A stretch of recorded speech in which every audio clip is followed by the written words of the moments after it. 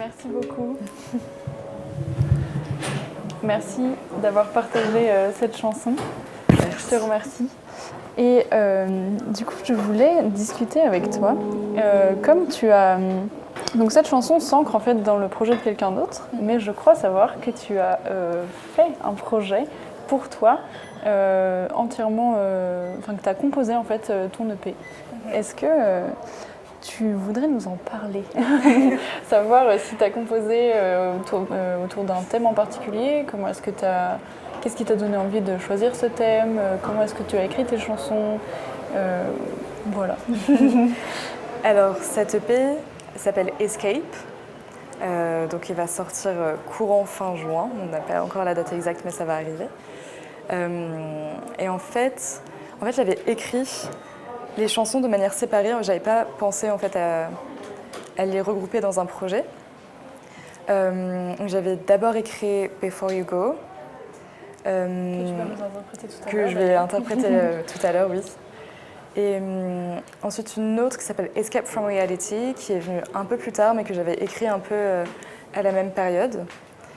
Et la dernière chanson, parce que c'est un projet composé de 3 chansons, Dans l'espace, qui est une collaboration du coup avec 2 rappeurs. Celle-ci, on l'avait aussi écrite pas du tout en fait en pensant à un projet d'EP, on l'avait vraiment écrit comme ça. Et en fait, vu que j'avais déjà pensé en fait à mettre Before You Go et Escape from Reality dans un projet ensemble. Et en fait, quand j'ai collaboré avec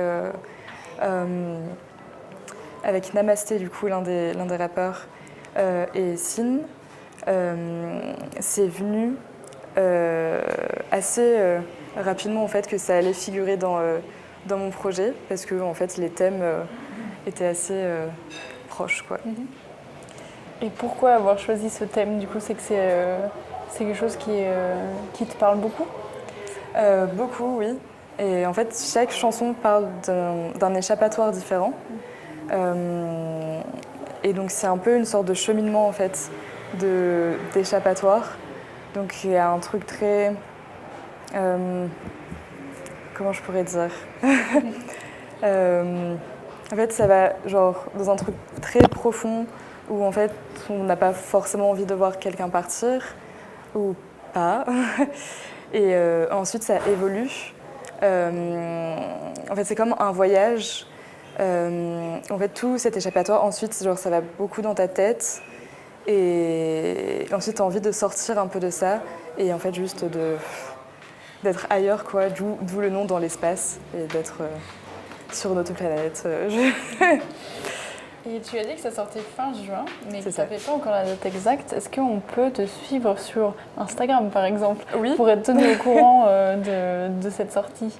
Oui, on peut me suivre sur Instagram. Quel est ton nom sur Instagram, par exemple? C'est Shirley, Soa. Soa, S-O-A. S-O-A. Ok. Et bien, si vous voulez aller suivre Shirley Soa sur Instagram pour être au courant de la sortie de cette EP, je vous y invite chaleureusement. Lowboy, tu nous as dit tout à l'heure que tu t'inspirais du coup de rap français un peu underground pour les textes et plutôt de rap US pour les instrus. Est-ce que c'est le cas de la chanson que tu vas nous interpréter tout à l'heure qui s'appelle Spleen? Ou est-ce que ça vient d'autre part? Effectivement, je pense que Spleen est un bon exemple de ce que je racontais tout à l'heure. Enfin, vrai, je me suis mal exprimé tout à l'heure. Je m'inspire de rap français pour l'écriture du texte et pour la prod, pour certains exemples en tout cas, et de rap US surtout pour les prods. Et effectivement, comme j'ai expliqué tout à l'heure, quand je crée un texte, je choisis d'abord une instru qui est déjà existante pour avoir une idée de ce que je veux et pour arriver à le poser. Effectivement, l'instru qui sera joué sonne quand même pas mal de old school. Bon, je pense que tout le monde s'en doute, mais vu le titre, ça va pas être un truc hyper joyeux. On s'en aurait plus en même temps. Donc effectivement, j'ai cherché une instru qui était un peu vintage, mais surtout une instru mélancolique, mélancolique, voilà, on va s'arrêter là. C'est bon. Mélancolique. Voilà, c'est un bon mot, ça suffit. Comment c'est venu cette thématique mélancolique et ce spleen justement que tu vas raconter dans cette chanson? Alors déjà, contrairement à Naël et Shirley qui font tout d'une traite, moi je prends beaucoup de temps pour faire les choses, au contraire.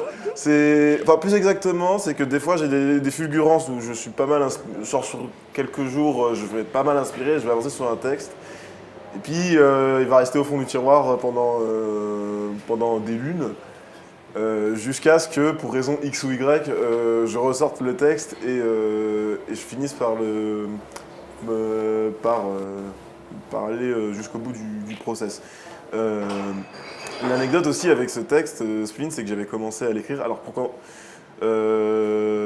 pour l'écrire, en fait, j'écrivais des punchlines en partant de ce que j'éprouvais émotionnellement parlant. Je vais en parler après de ce que je ressentais et tout. J'écrivais des punchlines comme ça. Donc j'ai quelques jours où je suis pas mal inspiré, j'en ai beaucoup, j'en ai un certain nombre. Et puis, voilà, comme j'ai raconté, le texte il a fini au tiroir et je me disais, bon, je vais le finir plus tard. Le temps passe, et récemment, il y a Naël qui me propose une occasion pour qu'on fasse un petit concert.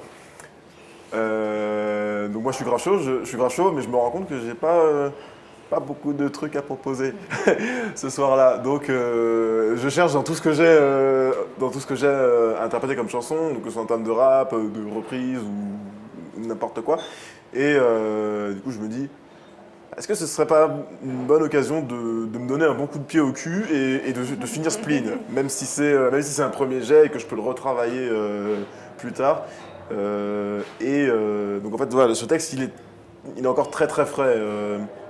Mais au moins, voilà, je me suis bougé un peu, j'ai rajouté encore quelques punchlines, je les ai mises dans un ordre qui me convenait, qui faisait sens, et j'ai choisi l'instru, et voilà, c'est comme ça que du coup il est né, et au moins j'ai un produit que je peux, un objet artistique plutôt, que je peux proposer. Et donc au niveau de cette thématique du spleen, de la mélancolie, j'ai remarqué que le dernier hiver, là, le dernier mois de décembre, janvier, février, enfin déjà en général, c'est quand on commence à franchir la barre des 25 ans, ça commence déjà à être difficile en général. Quand on est petit, c'est ouais, c'est l'hiver, c'est Noël, c'est machin. Et plus on avance, et moins c'est drôle en général cette période.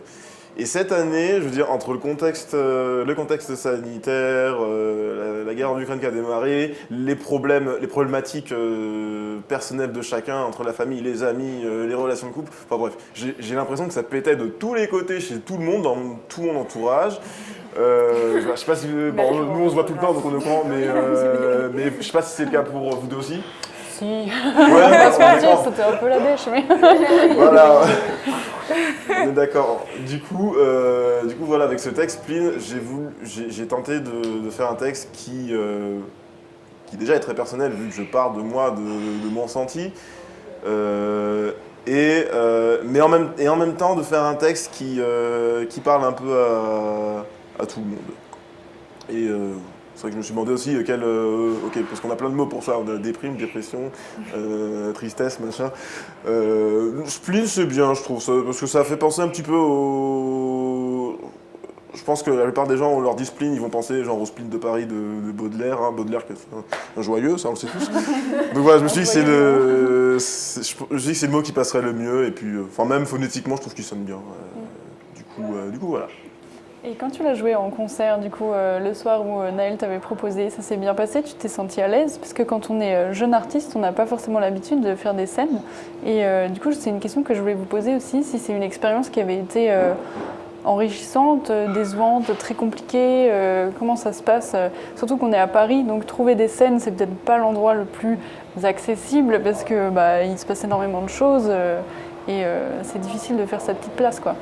Comment s'est passé ce premier concert pour vous? Eh bien,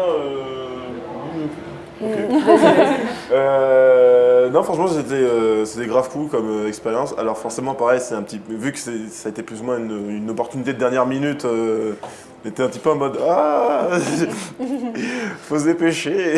Mais non, mais ça a été une expérience qui était vachement cool parce qu'évidemment, du coup, quand quand tu as une semaine pour préparer ce genre de choses, une semaine et demie, tu vas à l'essentiel, donc tu vas au plus efficace. Et c'est donc ça que c'est extrêmement formateur et l'ambiance était globalement on en retire une expérience qui est très positive. Avec évidemment on a repéré les points où ça pêche, où on peut s'améliorer. Et après on a conscience aussi que certains défauts de cette soirée n'étaient pas forcément de notre ressort, mais parfois à des éléments extérieurs. Donc, parce que sur les angles de spleen, globalement ça s'est bien passé, mais voilà, on va dire qu'il y a eu des trucs qui n'étaient pas prévus, qui sont passés à ce moment-là, et ça m'a déstabilisé un peu. Ouais, bah je pense que vous allez peut-être en témoigner, parce que les imprévus, c'est quand même une sacrée... je pense que ça se règle avec l'expérience. C'est le genre de truc en fait où ça arrive tout le temps, à tous les stades de ta carrière, à tous les stades de la vie. Et particulièrement quand on est sur scène et qu'on est entre guillemets en position de vulnérabilité, c'est le genre de truc qui peut vraiment déstabiliser. Je sais pas si vous avez des petits tips à partager pour gérer les imprévus. Comme, je sais pas si tu... Comment s'est passée toi ta première expérience de scène et toutes celles qui l'ont suivie? Est-ce que ça t'a plu comme expérience? Ma première expérience de scène en solo. Ouais, par exemple. Ça date d'il y a assez longtemps. En fait, j'ai de la chance d'avoir pu faire des scènes assez jeunes. Et du coup, j'ai pas vraiment de souvenirs, je pense, de mes premières scènes, de ce que je ressentais pendant mes premières scènes. Mais on se cache chaque fois qu'il y a un imprévu ou qu'il y a quelque chose qui va pas trop bien se passer. La seule chose que je me dis en tête, c'est keep going. Et peu importe ce qui se passe, keep going, keep going, keep going. Et dans tous les cas, en fait, ton corps, ton esprit va faire en fonction de ça. Et les gens vont même pas se rendre compte, mais genre juste... c'est un peu une sorte de mantra. Genre, keep going. C'est un peu ça, c'est que le ciel s'écroule et qu'il faut continuer, peu importe ce qui se passe. T'as pas le choix en fait. Il y a le feu dans la salle, mais c'est pas grave, je continue. C'est pas grave, je continue. Et toi, comment s'est passée du coup, la scène que vous avez faite ensemble, c'était la première? Alors pour moi, non. C'était la troisième, je crois, parce que en fait, cette année, j'ai vraiment eu des opportunités pour faire des petits concerts, mais c'était la fois où j'ai fait le plus grand des concerts, enfin celui qui a duré le plus longtemps, tout simplement. Et oui, en fait, à la base, c'est le bar dans lequel je travaille. Je travaille depuis 3-4 mois, et mon patron avait rien de prévu un vendredi soir et il m'a dit mais attends, tu m'avais dit que tu chantais, est-ce que tu veux venir faire un concert? Alors à la base je me suis rappelé toutes les autres choses que j'avais à faire à côté et je me suis dit oh dans 2 semaines c'est un peu non machin, puis il a un peu essayé de me mettre à l'aise et tout, voilà, et puis 3 jours après en fait j'ai croisé des gens qui travaillent dans une autre salle de concert, enfin dans un autre dispositif pour faire des concerts en fait. Et je leur ai parlé pour en vue de faire des concerts plus tard. Et là je me suis dit mais en fait je vais le faire quand même, le concert en 1 semaine et demie. Du coup j'ai appelé Loboy et je lui ai dit ouais tu viens jouer avec moi, sinon je le fais tout seul, je me débrouille, mais sinon machin. Et il a répondu présent. Je crois que je suis passé un peu pratiquement par le même processus. D'ailleurs, c'est comme ça, non attends, j'ai ça. Donc je sais pas trop, puis finalement j'ai fait non allez j'y vais. Faut se lancer, c'est allez on y va. Donc voilà, et après comment ça s'est passé, ça s'est assez bien passé, effectivement. Il y a eu pas mal de petits couacs, pas mal d'imprévus, pas mal de choses qu'on n'était pas en capacité de gérer. Mais ce qu'il y avait, c'est qu'on était présents pour faire de la musique et on avait un bon public qui assurait une très bonne ambiance. Ce qui fait que je pense qu'on a globalement tous passé une très bonne soirée. Oui, voilà. Et surtout, c'est très formateur et ça fait rentrer dans le vif du sujet d'un coup. Et du coup, d'un coup, on se dit oulouloulou. En fait, voilà. Bah, si ça vous a quand même encouragé à continuer, c'est super. Je t'invite, Loboy, à te saisir du micro qui est juste à côté de toi. Est-ce que tu vas nous interpréter Spleen, la chanson dont on parlait tout à l'heure? Alors, précision quand même, c'est que ce texte est tellement récent qu'évidemment je le connais pas encore par cœur. Mais il n'y a pas de mal. Hein, Donc je vais prendre mon anti-sèche. Non, mais c'est... Je préfère faire les choses avec honnêteté, c'est tout. Parce que ça marche. Ouais.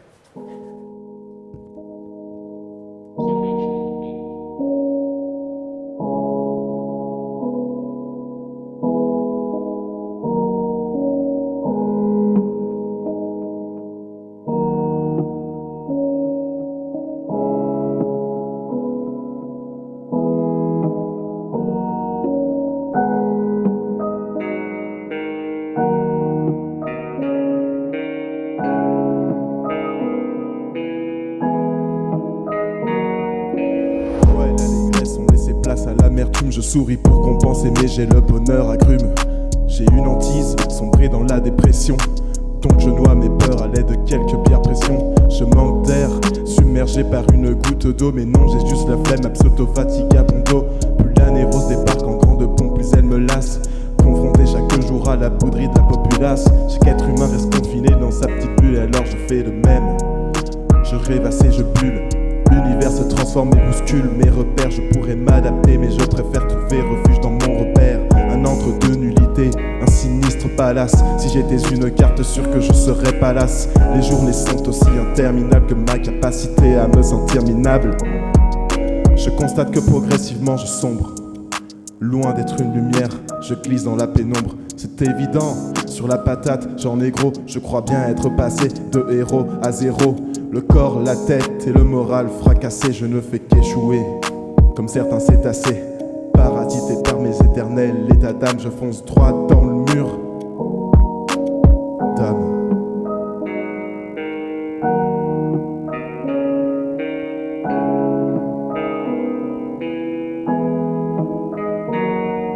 Spleen, tu me tortures, jamais tu ne t'arrêtes. Spleen, à cause de toi j'enchaîne les cigarettes. Spleen, tu me provoques des overdoses de peine. Spleen, tu te délectes à chaque fois que tu me malmènes. On dirait que le ciel est devenu très pâle, ça ne laisse en moi qu'un vide intersidéral. En moments joyeux, je souffre de carence. Le quotidien est plus fade que du 4 carence. Je cachais pas que j'ai perdu pas mal d'entrain, parce que ma motivation s'est jetée sous les rails du train. Les roses sont rouges, les violettes sont bleues. Il faudrait que je me bouge, mais j'ai consommé trop de peu. Je tente d'emprunter le bon chemin, mais le destin n'est pas décidé à me filer un coup de main. Mon unique thérapie c'est la défonce. Mon cœur est serré comme cerné de ronces. Je me sens perdu, je suis sans aubaine. Le cerveau plus flingué que celui de Kurt Cobain. Toujours plus de problèmes, toujours plus de dilemmes. Aussi dur que d'expliquer à quelqu'un qu'on l'aime. Je me permets de rapper ces vers, ces phrases, ces mots, ces lettres, car je crève d'envie d'extérioriser ce mal-être. Je suis plus l'enfant naïf d'antan qu'elle manque de peau. On me sent frais comme une rose parce que je suis sa fleur de peau. Le moindre accro suffit à attiser les flammes de mon ire. Demain sera un autre jour.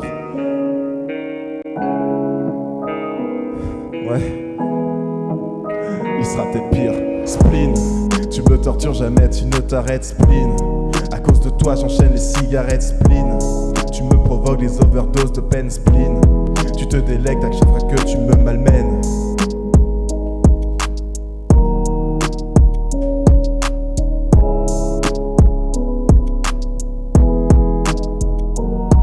Merci beaucoup.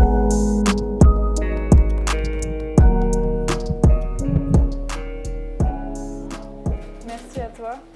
Merci d'avoir partagé ce texte avec nous.